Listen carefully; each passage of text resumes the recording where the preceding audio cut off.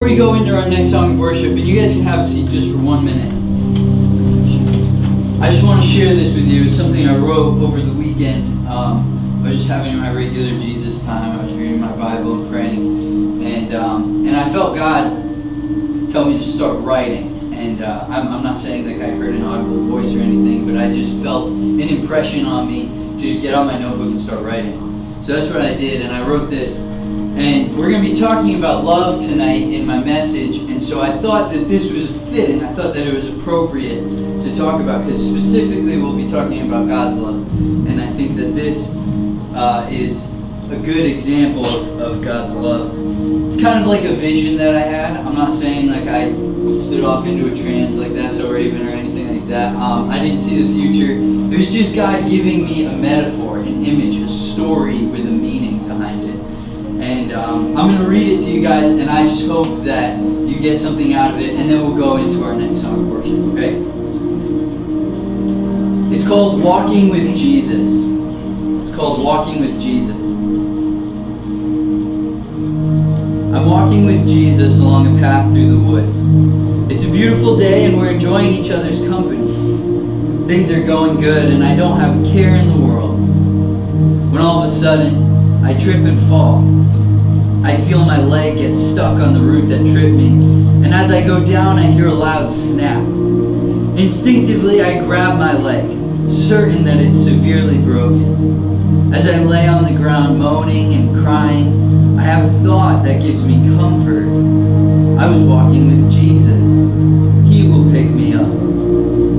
I rolled my back and reached my arms up to the sky, expecting him to lift me from the ground, put my arm around his shoulder, and be a crutch for me so that I can keep moving forward. But he never comes. Several minutes go by and I'm still laying on the ground on my back with my arms reaching up, so I call out to him, "Jesus?" But no answer. So I call again, louder this time, "Jesus!" But not only is there no answer, there's no anything. Immediately, I've become increasingly aware of the absolute, utter silence that is around me.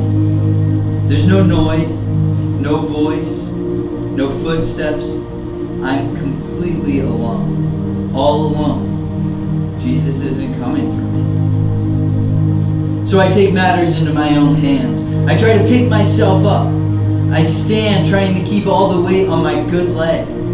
I take a step forward and hear again the blood-curdling snap of human bone. Again I collapse to the ground, this time screaming, crying, panicking, calling out for help. But again I hear no answer. Some time goes by and I begin to think that I may never walk again. I begin to wonder if it might be better for me to turn around and try to crawl out of the woods. At least before I followed Jesus into these woods, I could do what I wanted, and I only had to worry about myself. I know he told me that I was a slave and that he was setting me free, but I don't feel very free right now. As I lay there on the ground, I continued to wonder, is it better to be a slave but feel like you're free? Or to be truly free while feeling like a slave? At least when I was a slave, I never had to worry about tripping over these roots and rocks like this. As I lay there thinking these thoughts that I knew I shouldn't be having, out of the silence of the woods I hear a voice. But it's so quiet I can barely understand it. "Believe in me. Walk," the voice whispers.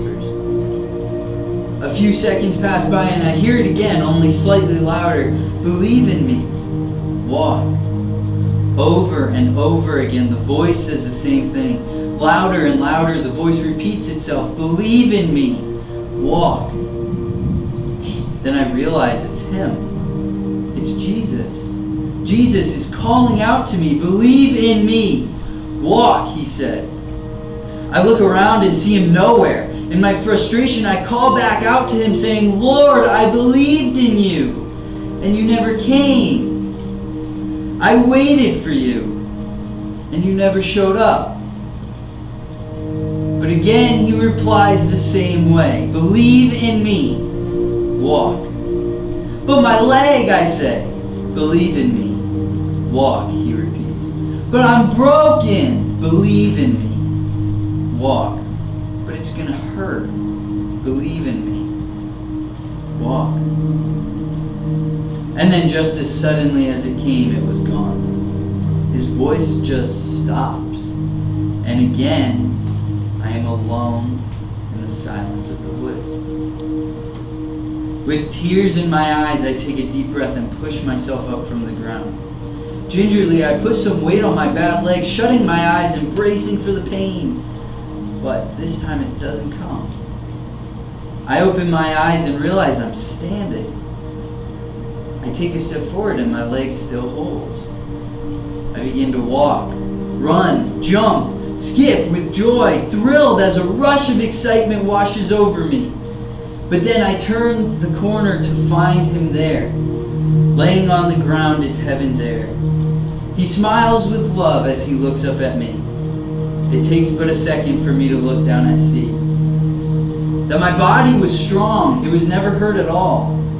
For it was not I that was broken, but he by my fall.